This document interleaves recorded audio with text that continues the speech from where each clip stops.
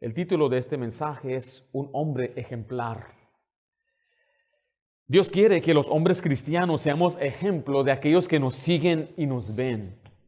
Si usted es un casado mayor, significa que quizás tiene jóvenes o ya adultos solteros que lo están observando, ven su matrimonio, ven su vida, ven a su esposa, ven a sus hijos. Usted es ejemplo de ellos.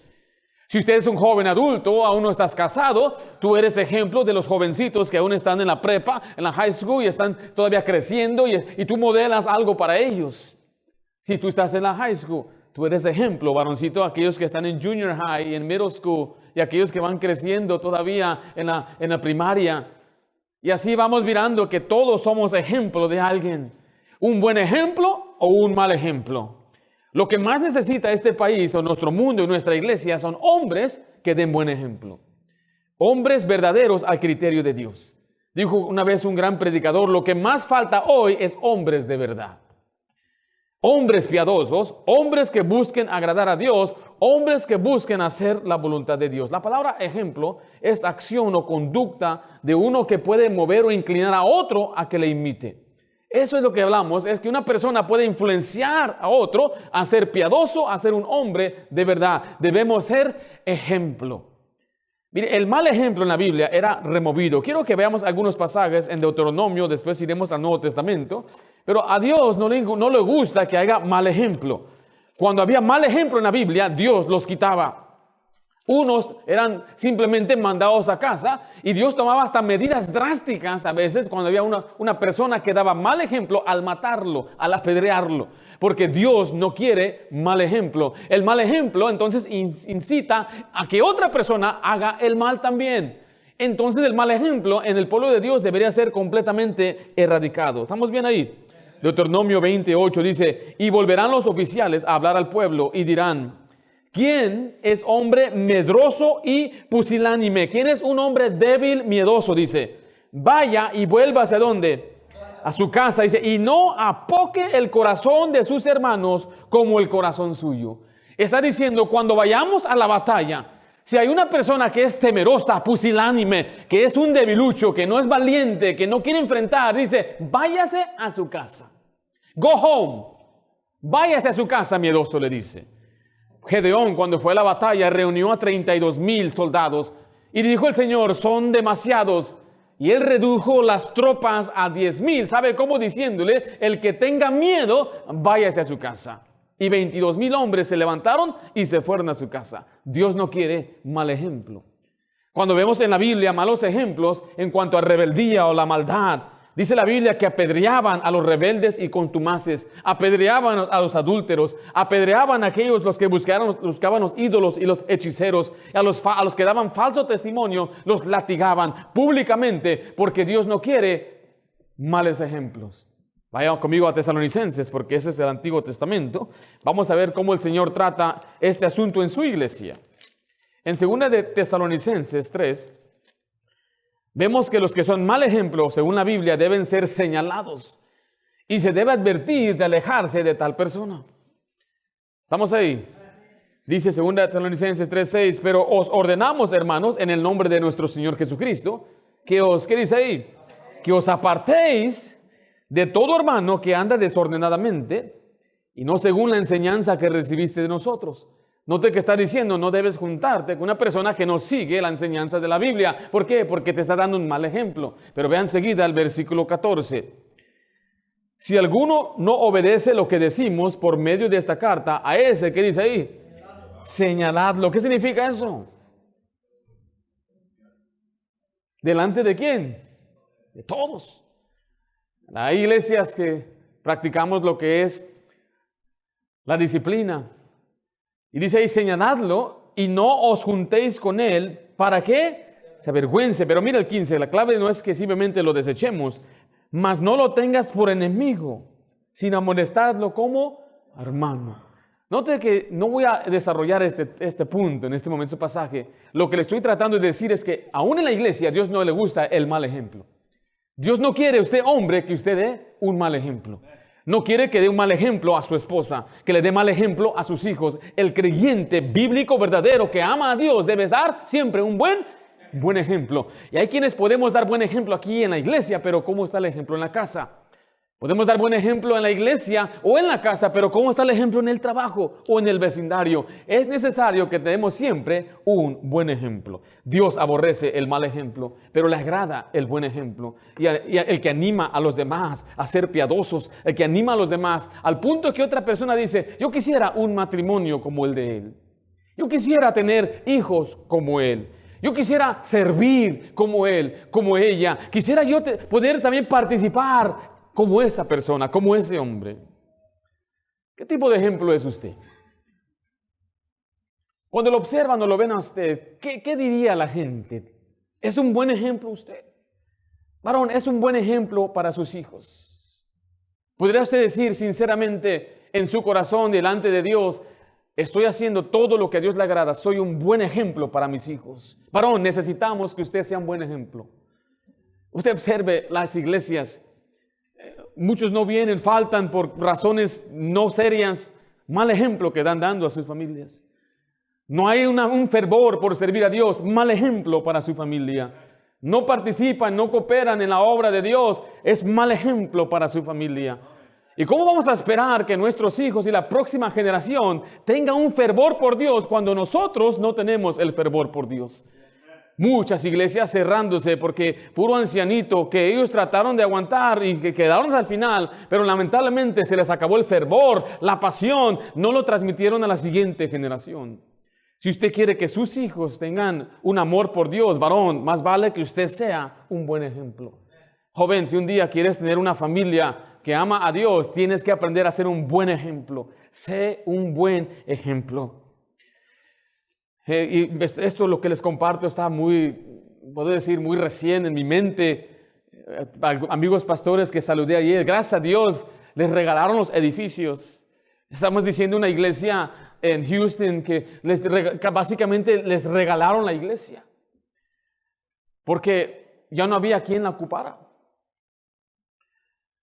Otro amigo que visitó también en ese momento, él viene de otra iglesia, donde esa iglesia tenía un valor quizás de millones de dólares, pero se la vendieron baratísima. Porque los que la construyeron ya no dieron buen ejemplo a la siguiente generación. Yo siempre he creído eso, si Dios nos da edificios de bendición, pero si no vamos a hacer buen ejemplo, que se quemen esos edificios, de nada sirve. Mi papá pastorea en la ciudad de Anaheim una iglesia fundada en los 40, 50, una iglesia que tenía abundante número de personas, miles de personas iban a esa iglesia. Cuando papá llega en el 2006, se juntan nada más unos 6 ancianitos. ¿Y qué pasó con todos los hijos de ellos, los nietos de ellos, desviados, perdidos, sin buscar a Dios? Ni siquiera ahora son creyentes. ¿Sabe por qué es? Por el mal ejemplo que recibieron.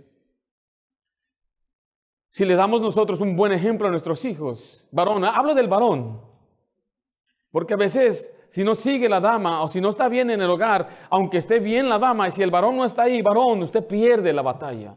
Usted es el responsable, usted es el que lleva adelante el telón.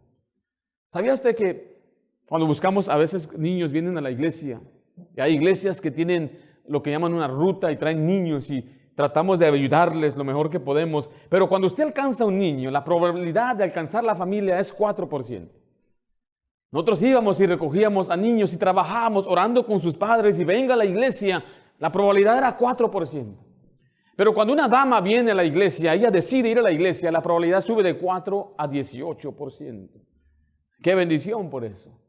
Pero cuando el hombre decide ponerse bien con Dios, sube de 18, ¿a qué número piensa usted?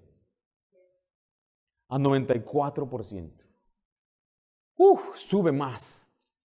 O sea, escuche, varón, el ejemplo de un hombre es poderoso. El ejemplo de un hombre trae tanta influencia a la familia. ¿Qué tipo de ejemplo le está dando usted a sus hijos? No espere retener a sus hijos en los caminos de Dios si no le está dando un buen ejemplo. Cuando otros lo ven, ¿qué tipo de influencia da? Job era un hombre que dio un gran ejemplo. Vamos a ver en esta mañana la vida de Job, un ejemplo en piedad. Vamos a ver 3 áreas en las que él fue un hombre ejemplar. 3 áreas en las que él fue un hombre ejemplar. La primera área es que él fue ejemplo en piedad. Un ejemplo en piedad. Él poseía un ejemplo en piedad. Job 1:1 dice, hubo en la tierra de Uz un varón llamado Job. Y era este hombre perfecto y recto, no temeroso de Dios y apartado del mal. La palabra piadoso significa reverente para con Dios. Es una virtud por amor a Dios. Es una virtud que inspira para consagrarse hacia Dios, vivir una vida santa. O sea, es una palabra que se expande en muchas otras maneras de explicarlo, pero literalmente es una persona consagrada a Dios, piadosa, vive para Dios, tiene una devoción hacia Dios, ama a Dios, sirve a Dios por amor a Él. Dice la Biblia que Él era perfecto y recto. En Job 1:1, y este era hombre perfecto y recto. Perfecto no significa que no tenía pecado. Perfecto significa completo, cabal, maduro.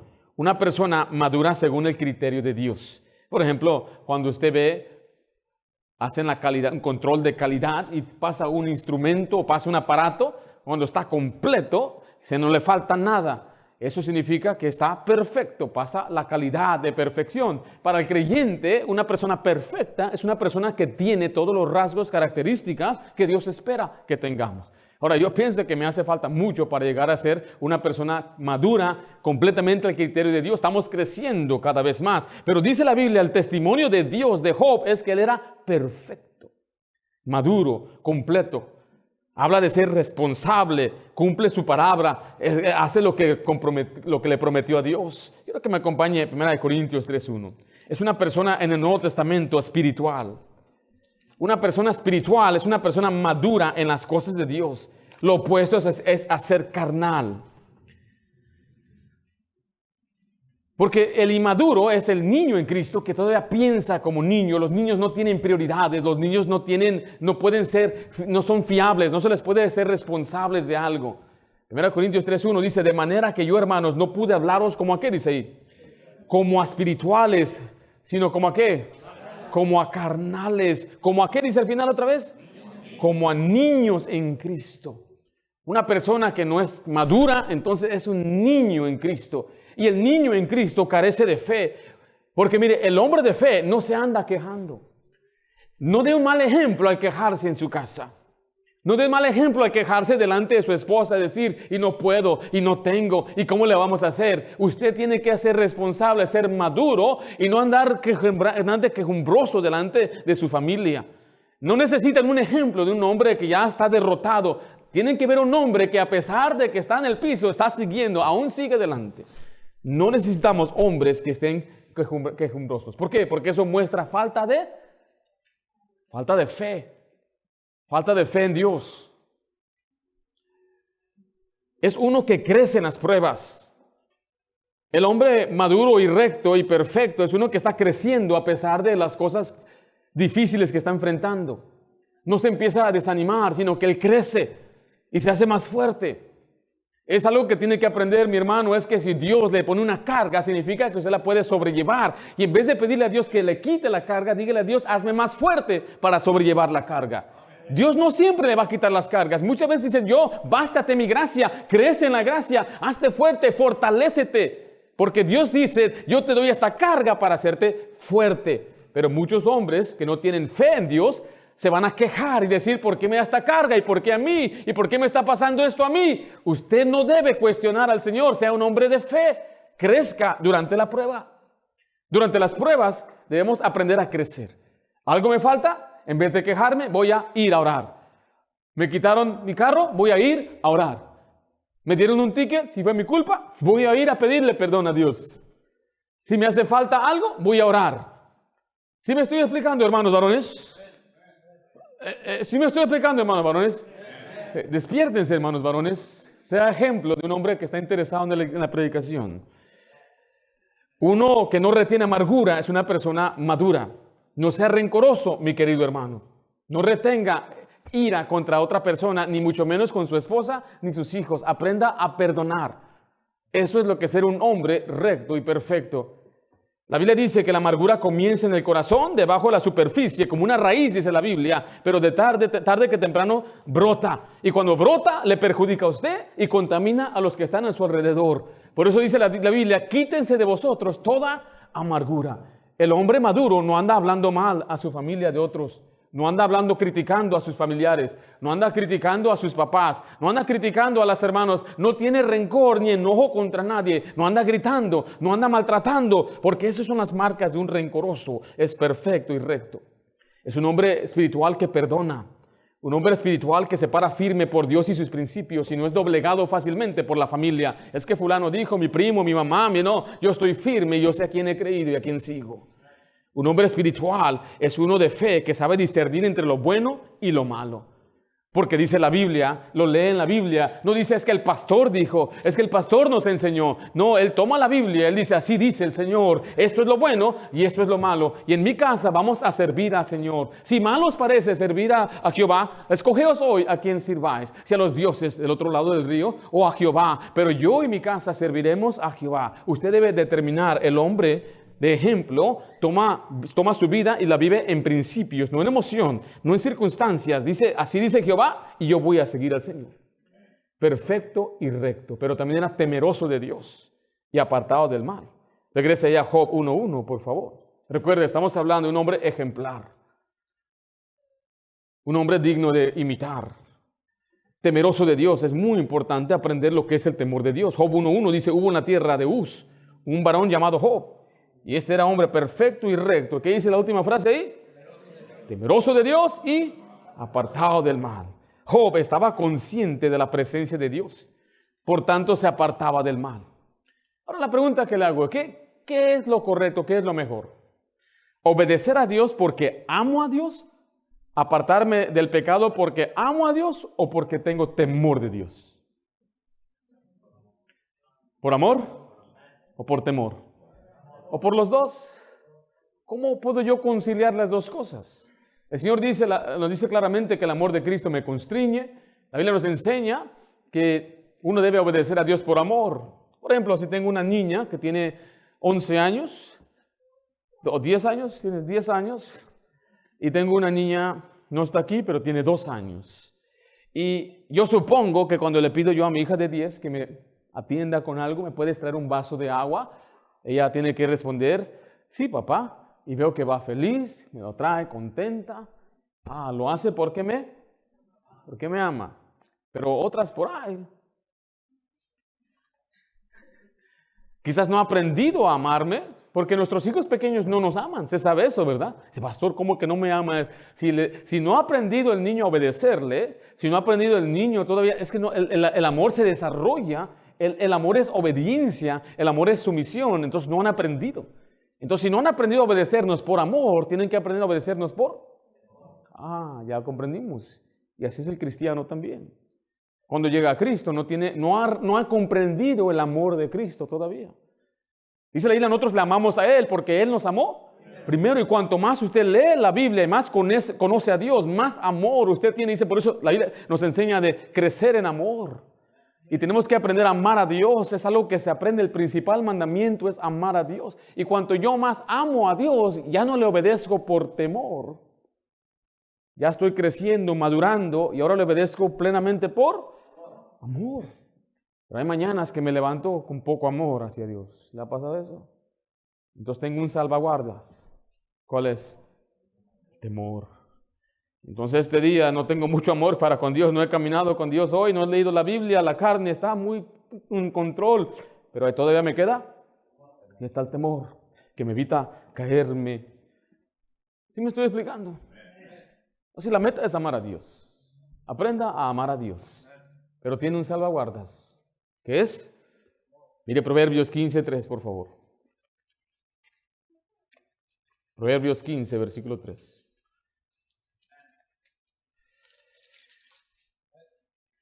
Los ojos de Jehová están ¿dónde? Todo lugar. ¿Mirando a quién? A los malos y a los buenos. ¿Qué significa todo lugar? Todo lugar. ¿Me está mirando ahorita Dios? ¿Usted me está mirando a mí? Y si ya no me miró, ¿verdad? Y si me voy y me escondo en una puerta, ¿Dios está allá también? Vamos a ver.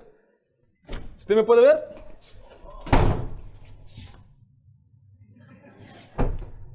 No, pero Dios está también ahí. ¿Me puedo esconder de usted? Cuando entré allá, le saqué la lengua a alguien, no, si cuenta se dio. Por hacer un montón de cosas allá atrás y usted ni cuenta se da. ¿Correcto? Me puedo esconder de usted. Me puedo esconder de mi esposa. Me puedo esconder de mis hijas. Pero los ojos de Jehová están donde. Ten temor. Usted debería decir, qué bendición, la presencia de Dios está aquí.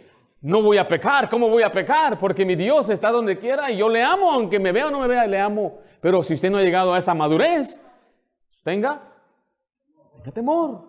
Que los ojos de Jehová están en todo. Y la bendición es que Él también mira a los buenos.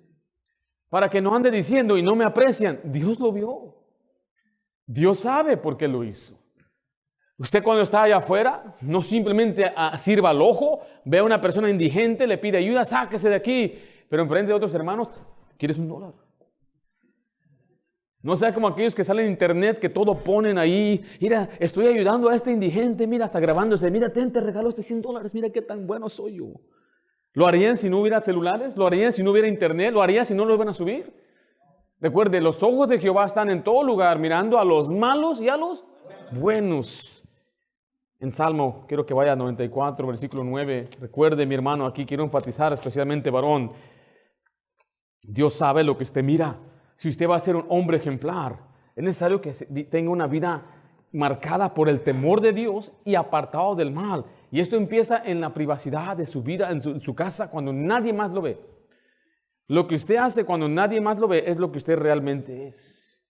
En Salmo 94, 9 dice, el que hizo el oído no oirá, el que formó el ojo no verá. O sea que Dios sabe lo que usted dice y Dios sabe lo que usted mira. La razón por qué aún no hay muchos hombres ejemplos en piedad es porque este aparato los está destruyendo.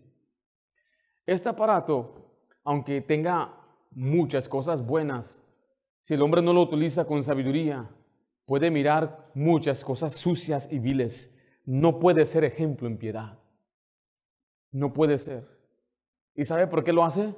Porque no ama a Dios y no tiene temor de Dios. Dice, el que hizo el ojo, ¿usted cree que Dios no sabe? Varón, ¿usted cree que Dios no sabe? ¿Piensa que puede borrar su historial, cualquier cosa, para que no puedan rastrear o buscar lo que usted está mirando? ¿Usted cree que Dios no lo sabe? ¿Usted cree que Dios no sabe si tiene malas amistades o tiene una persona con la que se está mensajeando que no debe? ¿Usted cree que Dios no sabe eso? ¿Dónde está el temor a Dios?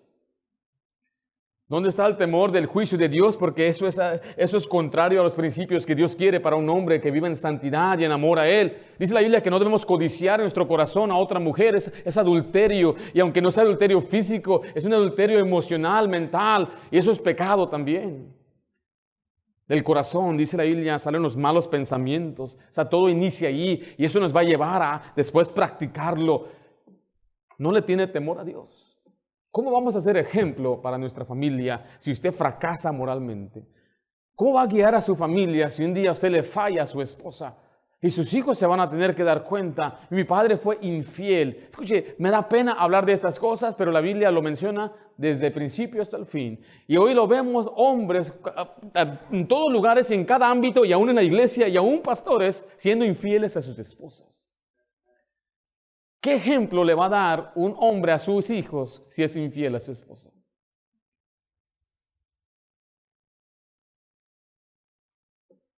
El Señor conoce nuestros pensamientos, nuestro sentarnos, nuestro levantarnos. No nos podemos esconder de Dios. Hermano, tenga por cierto, Dios todo lo ve, todo lo sabe.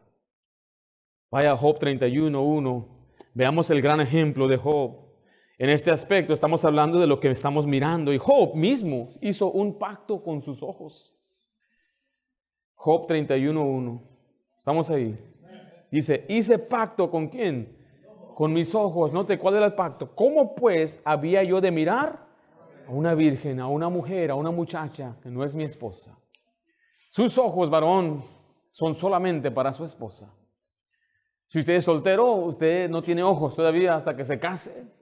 Usted puede ver solamente apariencias, pero me refiero a lo más íntimo. Sus ojos son solamente para su esposa. Sus halagos solamente para su esposa. Si usted va a halagar a una mujer, que sea solamente su esposa. Qué guapa te ves, qué hermosa te ves. Nunca le diga a otra mujer que no es su esposa que se ve bien, se ve linda, qué guapa, nada de eso. Pero mis intenciones son puros. Ajá, claro que sí. Pero es que así es nuestra cultura, entonces tenemos que cambiar eso. Porque gente puede malinterpretar eso. Yo fui a un país, no voy a decir cuál, allá bajo de México. Y fuimos a un restaurante. Yo sé que, como les dije, Dios me ha dotado con este lindo semblante. Pero era la costumbre de las mujeres que trabajan ahí acercarse y agarrarle de las manos a los brazos y guapo, y qué chulo, véngase para acá. Acá está mejor la comida, venga, guapo, guapo. Y los otros que me acompañaban, pues como ellos no eran guapos, andaban bien volados. Yo siempre dice, yo no soy volado, yo soy volador. ¿Sí? Pero eso no está correcto. Se me acercaban, yo no toco a nadie. Si me tocan, no voy a su restaurante. La que menos me toque, con esa voy. Ándale, guapo, papi. No, yo no soy guapo de nadie. Nada más de aquí. Pero hermano, tenga cuidado. Es más de cómo consiguió el teléfono. Buenos días, ¿y para qué? ¿Qué le importa? Anda buscando ahí en Facebook, ¿quiere ser mi amiga, mi amigo? ¿Para qué? ¿Qué está buscando, mi hermano? No se haga, aquí está un hombre, yo sé lo que está haciendo. Y usted puede decirle, no, nada de eso. Dios sabe. Dios sabe.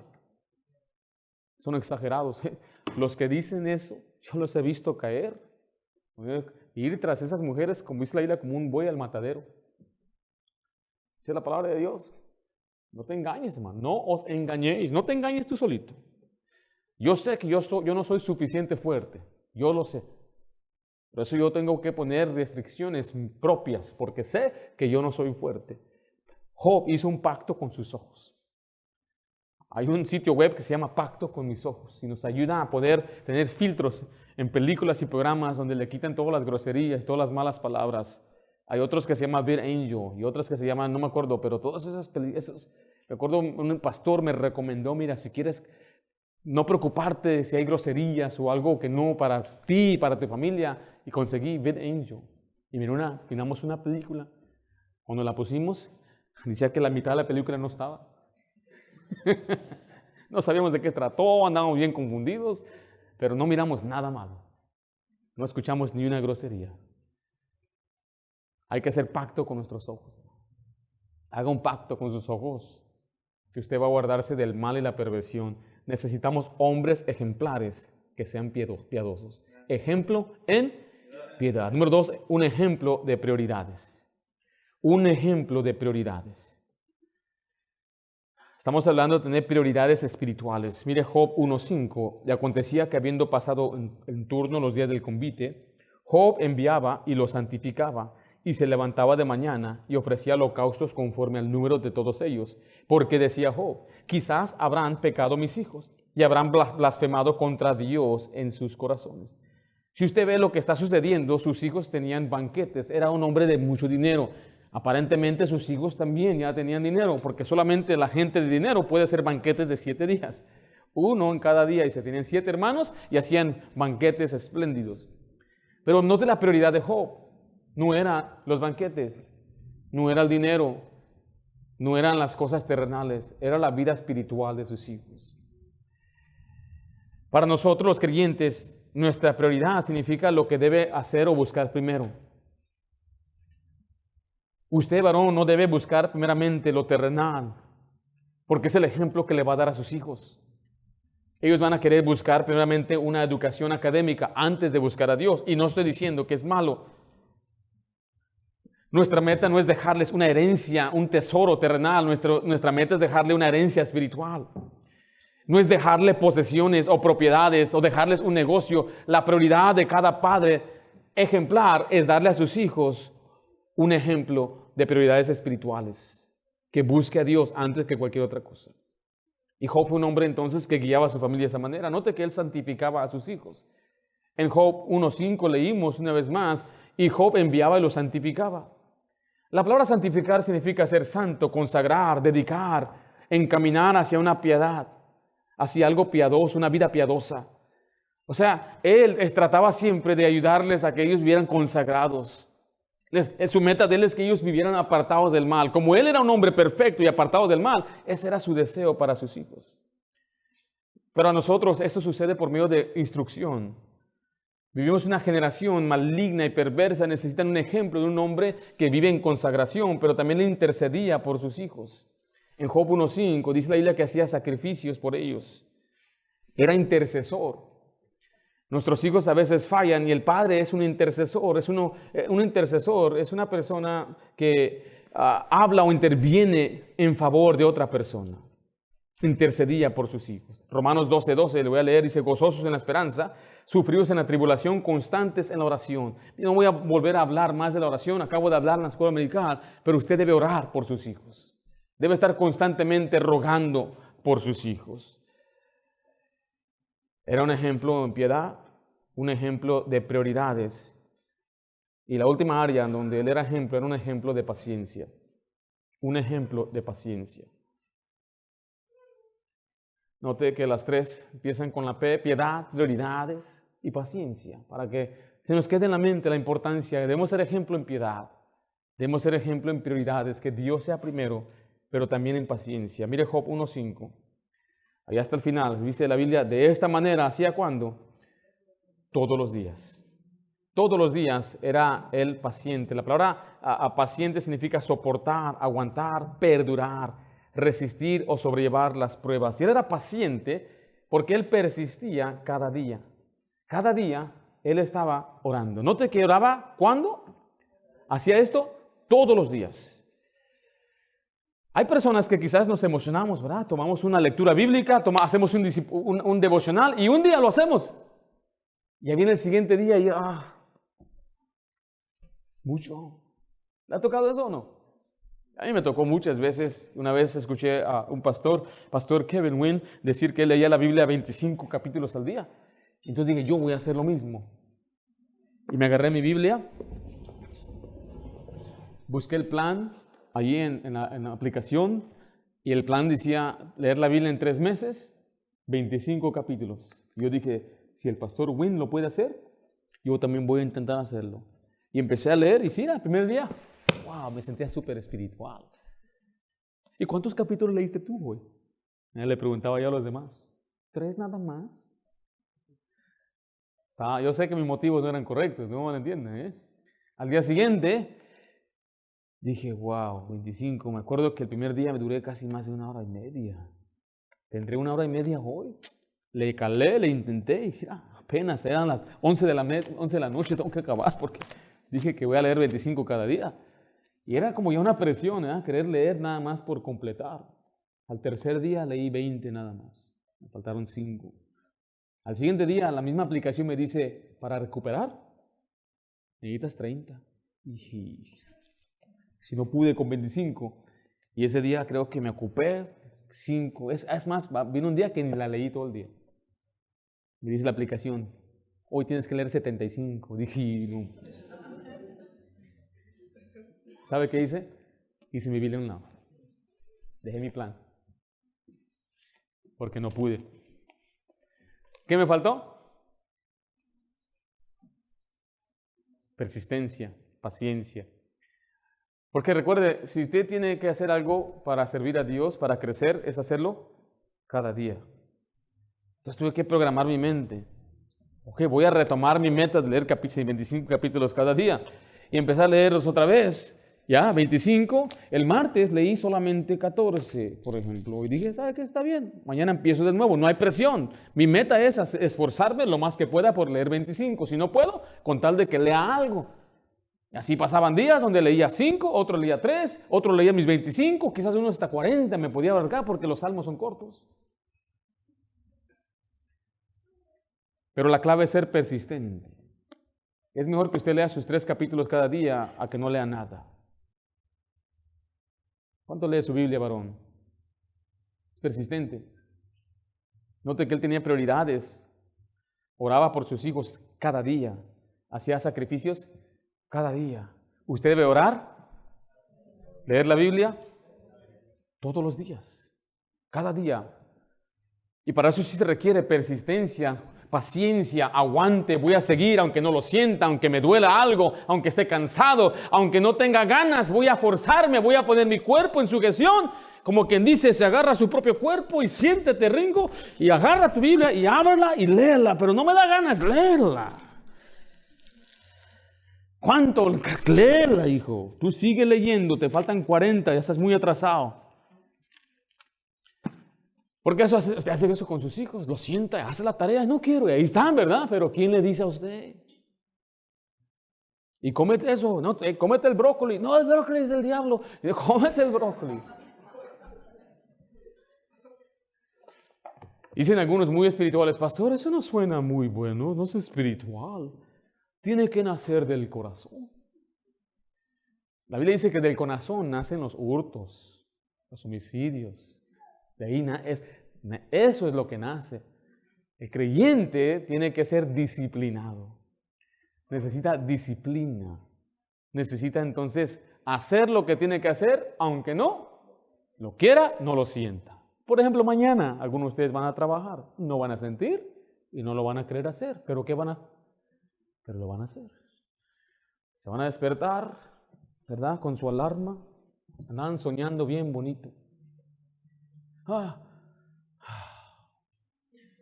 Ya pensaron en su patrón, lo que dejó el viernes ahí. ¿Ya, varón? Luego mi compañero, el hermanito, no, luego está ahí esa chava que siempre me anda molestando. Bueno, pues tengo que ir. Pesado se siente. ¿Verdad? Ya estaba ahí. Pero aprendí a cambiar mi mente, darle gracias a Dios por cualquier trabajo que Dios me da. Pero ¿sabe qué? No siempre es así. Como ahorita estoy cansado. Físicamente, yo quisiera estar bien acostado y bien sentadito. Un cansancio que un pastor tiene mental es que siempre está pensando en lo que tiene que preparar, predicar, enseñar. Me refiero a los que predican la Biblia.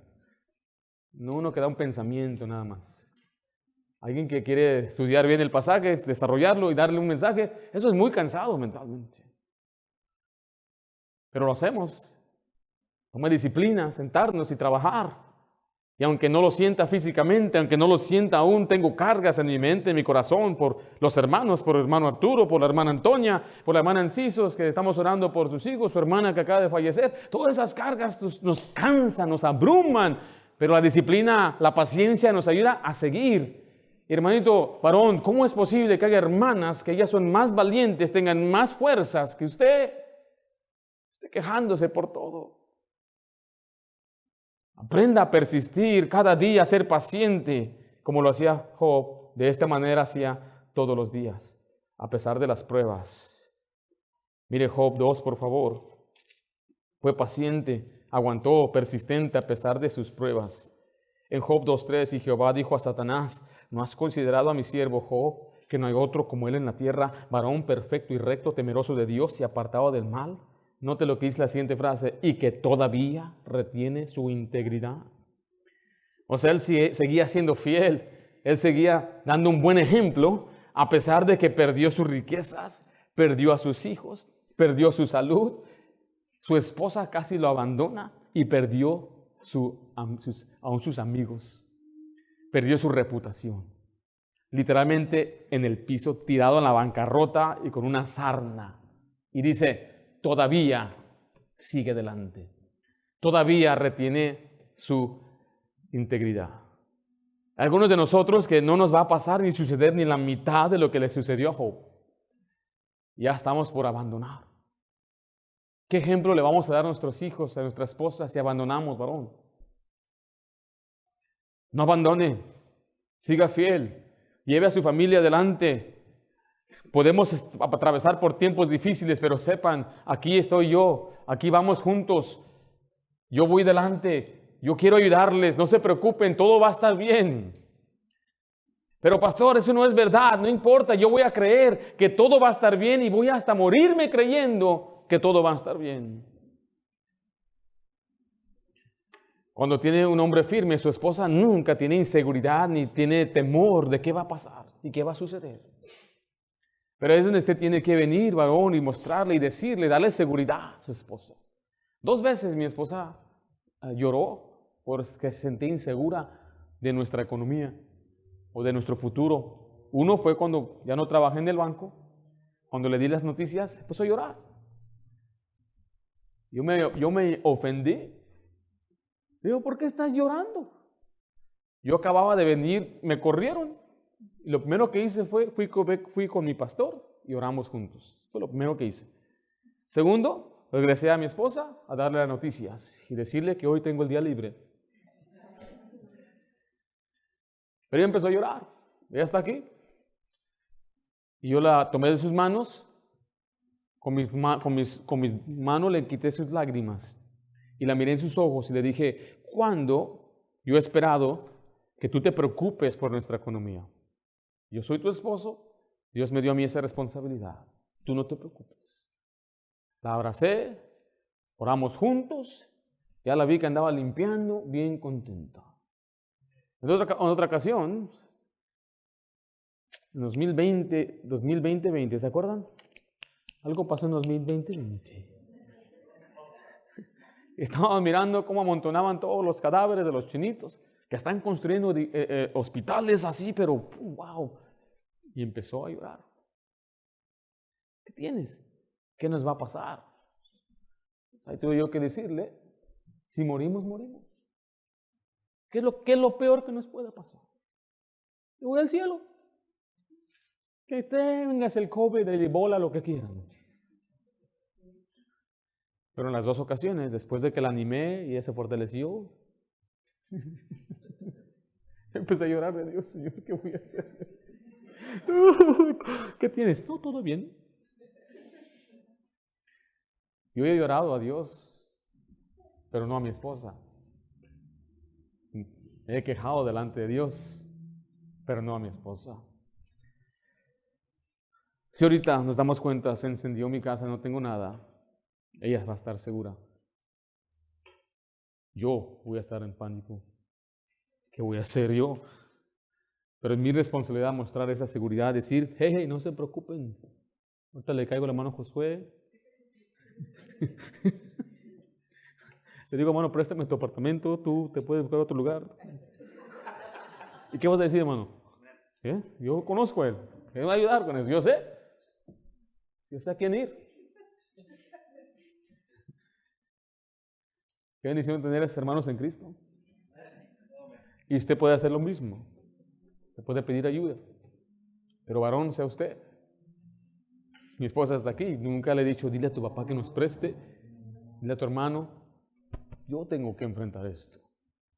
Por eso, a pesar de las pruebas, yo tengo que seguir adelante. Yo tengo que seguir y aguantar. Y tengo que persistir. Cualquier prueba que venga a mi vida. ¿Por qué? Porque tengo una mujercita que me está siguiendo. Tengo unas hijas que me están siguiendo. Y quiero darles un ejemplo a pesar de lo que me está sucediendo. ¿No se admira usted de Job? Qué tremendo ejemplo, ¿no? Oye, todo lo que le pasó a él. 10 hijos en un solo día. Completamente en bancarrota y enfermo. Y retuvo su integridad. Que en nuestros tiempos más oscuros y más débiles, ahí es donde la gente va a ver cómo actuamos y es la manera en que nos van a recordar más. ¿Cuál fue nuestra reacción en los momentos más oscuros de nuestra vida?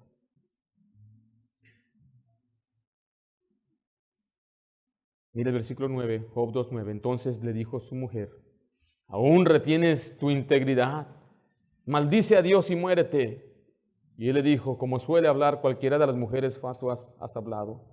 ¿Qué? ¿Recibiremos de Dios el bien y el mal no lo recibiremos? En todo esto, ¿qué dice la Biblia ahí? No pecó Job con sus labios. Yo no quiero que se culpe tanto a la mujer de Job. Yo no culparía a ninguna mujer que se exprese así después de perder 10 hijos. Pero a pesar de la desesperación de ella, él no pecó. Algo que usted debe notar en la vida de Job es que le dio Dios 10 hijos más. Pero no le dio otra esposa. Fue la misma. Esa mujer tuvo 20 hijos. O sea, si estamos viendo que aún pudo retener a su propia esposa. Significa que esta mujer no lo abandonó, simplemente se desesperó. Pero aún en el tiempo de desesperación, él fue el pilar en su hogar. Está bien, si a veces nuestras esposas se desesperan, usted sea el firme, el fuerte. Él no culpó a Dios, no blasfemó, no abandonó los caminos de Dios, le dolió, sufrió, aún maldijo el día que nació, dijo, quisiera no haber nacido.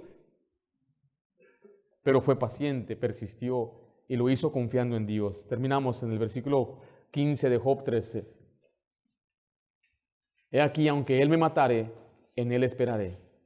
No obstante, defenderé delante de Él mis caminos. Este pasaje está tremendo. Dice, aunque Él mismo me quite mi vida, yo confío en Él. Aunque Dios nos quiera quitar lo que tenemos, confiamos en Dios. Aunque Él me amenace con ir al cielo. ¿Sí está escuchando, varón? ¿Están conmigo? ¿Qué tipo de hombre es usted? ¿Qué tipo de ejemplo está dando usted? Un hombre ejemplar es un hombre que da ejemplo en piedad, ejemplo en prioridades, ejemplo en paciencia. Si usted se ha sentido incómodo en algo que dije, esta fue mi meta, obviamente. El predicador siempre quiere hacer al que está cómodo sentirse incómodo, pero no es nada más para molestarle o hacerle sentir mal, es porque yo también necesito este mensaje. Y estamos incómodos cuando sabemos que no estamos haciendo lo que tenemos que hacer. Y es para retarnos a hacer lo que Dios espera que hagamos. Demos un buen ejemplo a nuestra familia. Que cuando mis hijas me vean a mí, ellas se admiren y digan, ahí está un hombre de verdad, un hombre piadoso, un hombre que ama a Dios, un siervo de Dios. Y no tengo que ser pastor, no tiene que ser un líder en la iglesia, simplemente un buen cristiano en su casa. Esa es la meta, que usted sea un hombre de piedad, un hombre que tenga sus prioridades en orden y un hombre paciente que aguanta y es persistente y sigue a pesar de cualquier prueba que venga a su vida. ¿Es usted un hombre ejemplar? Padre Santo, damos gracias por tu palabra. Gracias, Señor, por permitirnos reunirnos en esta mañana. Danos fuerzas, Señor, a nosotros los varones. Necesitamos, Padre, que tú nos guíes, nos ayudes, Padre, que tú nos fortalezcas, nos des madurez. Queremos ser como este hombre piadoso, temeroso de ti, apartado del mal, perfecto, Señor. Padre Santo, ayúdanos a nosotros a tener nuestras prioridades en orden. Sí es importante trabajar, sabemos, es importante el pasatiempo en una familia, pero tú deberías ser primero en nuestra vida. Las cosas espirituales deberían ser lo primero. Y ayúdanos, Padre, a crecer en el aspecto de la paciencia, aguantar, perdurar. En este mundo tendremos aflicción, Señor, ya sé que es muy fácil abandonar y no es fácil ser un hombre que aguanta, pero Señor, con tu ayuda y tu apoyo podemos seguir adelante. Que seamos de buen ejemplo. Guárdame, mi Padre, de ser un fracaso para mi familia y para mi iglesia. Que yo sea siempre el hombre de ejemplar, que pueda animar a otro a vivir más para ti, Señor. Yo te lo suplico. Te pido que me ayudes a mí. Esto yo te lo ruego en nombre de Jesús. Amén.